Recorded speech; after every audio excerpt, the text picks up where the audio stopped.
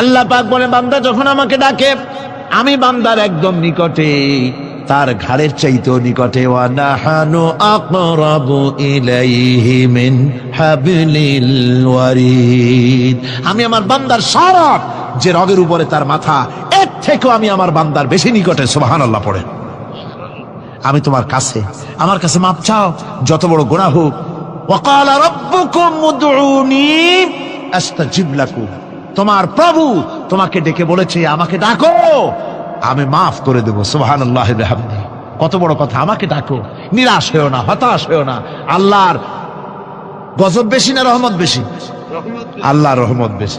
হাদিসে কুদসির ভিতরে এসেছে, আল্লাহ পাক বলেছেন কোন বান্দা যদি আমার দিকে এক বিগত অগ্রসর হয়, আমার রহমত তার দিকে এক হাত এগিয়ে যায়। কোন বান্দা যদি আমার দিকে হেঁটে আসে, আমার রহমত তার দিকে দৌড়ে যায়।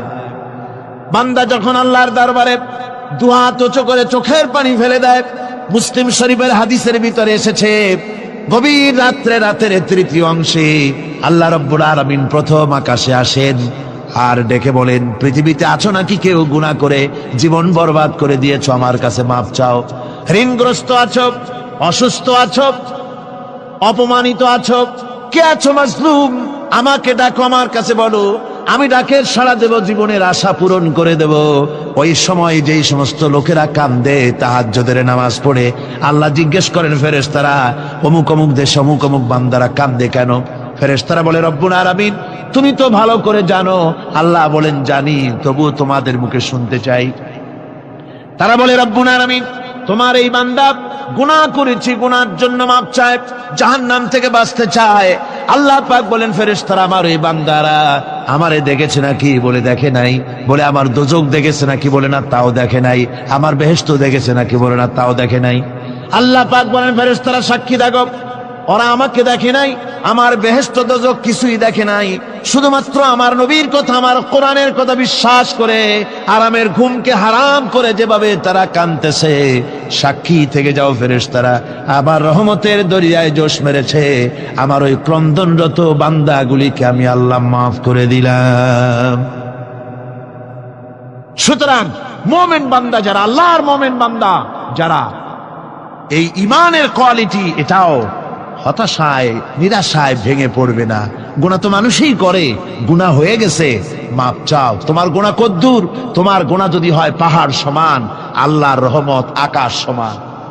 জাহান্নামের কঠিন শাস্তি থেকে বাঁচতে হলে আল্লাহর প্রতি ঈমান আনতে হবে। আর ঈমান আনলে যে কোয়ালিটিগুলি হওয়া উচিত, সেগুলি আমি আপনাদের সামনে আলোচনা করছি। এরপর আরেকটি কোয়ালিটি হবে মুমিনের, তা হলো কঠোর কঠিন বিপদে অবিচল থাকবে, বিপদে ভেঙে পড়বে না। বিপদ আপদ, শত্রুতা, ক্ষয় ক্ষতি যা কিছু হয় সবই আল্লাহর পক্ষ থেকে, এটা মেনে নিতে হবে এবং ধৈর্য ধারণ করতে হবে। বিপদ মুসিবত শুধু উম্মতের জন্য নয়, দুনিয়ার সমস্ত নবীদের বিপদ এসেছে, হয় নাই? নবীদের বিপদ আসে নাই? কোরআনে কারীম থেকে শুনুন, আল্লাহ রাব্বুল আলামিন বলেন, وَكَذَلِكَ جَعَلْنَا لِكُلِّ نَبِيٍّ عَدُوًّا مِنَ الْمُجْرِمِينَ। আল্লাহ পাক বলেন এমনি করে আমি সকল নবীদের শত্রু বানিয়ে দিয়েছি সব পাপিষ্ঠ আর অপরাধ প্রবণ লোকদেরকে। প্রত্যেক যুগে নবীদের শত্রু ছিল, প্রত্যেক যুগে নবীদের কি ছিল? শত্রু ছিল। সে শত্রু কারা ছিল?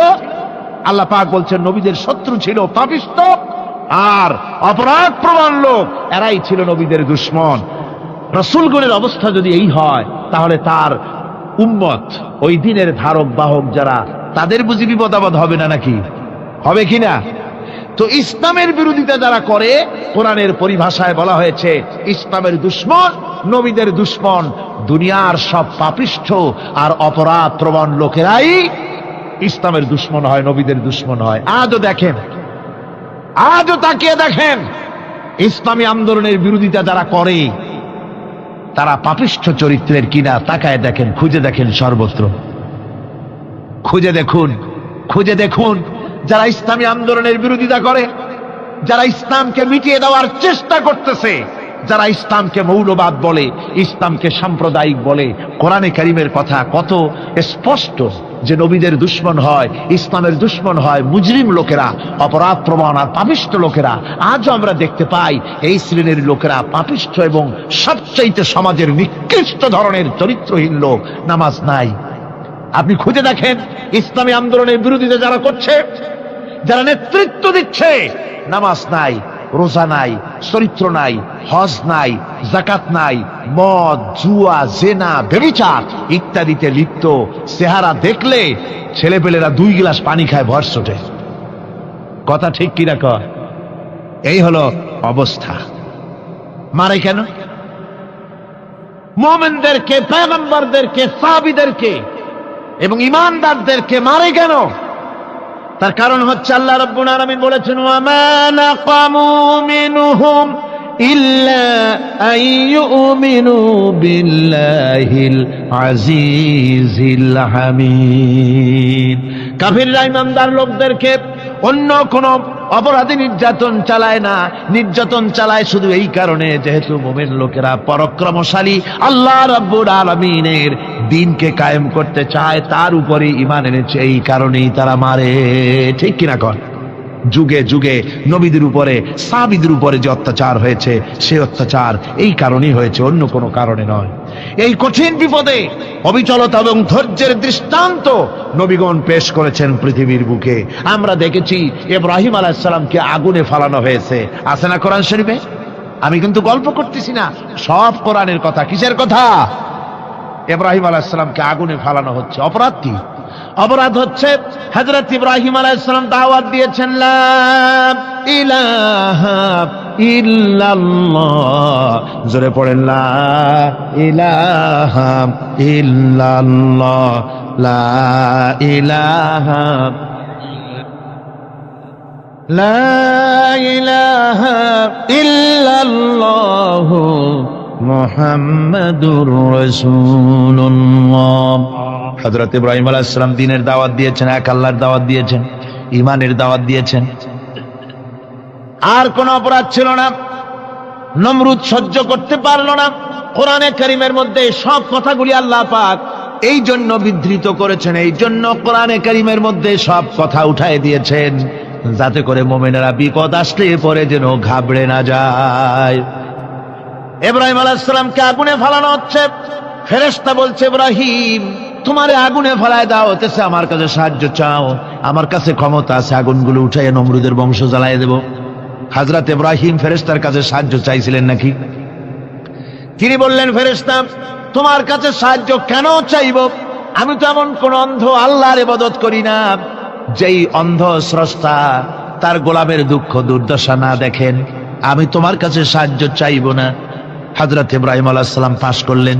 কি বলেন, পাশ করছেন না? ঈমানের পরীক্ষায় পাশ। আগুনের মধ্যে হযরত ইব্রাহিমকে যখন ফেলানো হচ্ছে, রব্বুল আলামিন আগুনের প্রতি নোটিশ করে দিলেন, ইয়া নারু কুনি বারদাও ওয়া সালামান আলা ইব্রাহিম। আগুন আমার ইব্রাহিমের জন্য শান্তিদায়ক, ঠান্ডা হয়ে যা। এখন কি আর আগুনের বাপের ক্ষমতা আছে ইব্রাহিমরে পোড়ানো? আর ক্ষমতা নাই। আমার বন্ধুগণ, ইব্রাহিম আগুনের ভিতরে আরামে বসা আছেন, আর ওদিকে নমরুদ বসে বসে দেখতেছে দূর থেকে। ইব্রাহিম তো জ্বলে না, গায়ের মধ্যে আগুন জ্বলে গেল। ডাক দিয়া কয়, আগুন তোর হলো কি? কেন জ্বালাইতে পারিস না আমার দুশমন রে? হলোটা কি তোর? তোর কি জ্বালানো শক্তি বন্ধ হয়ে গেল নাকি? আগুনের ভিতর থেকে জবাব এলো, নমরুদ রে, আমার ভিতরে জ্বালানো শক্তি আছে কি নাই যদি প্রমাণ করতে চাও, টেস্ট করতে চাও, তুই নিজে আয়, তোরে শুদ্ধ তামাম দুনিয়া জ্বালাই দিতে পারি, ইব্রাহিমের এক গাছা পশমও জ্বালাই দিতে পারি না। তার কারণ হচ্ছে আমি হচ্ছি মাখলুক, আল্লাহ হচ্ছেন খালিক। আল্লাহ আমাকে বলেছেন না জ্বালাতে, তুমি 1000 বার বললেও আমি ইব্রাহিমকে জ্বালাইতে পারবো না।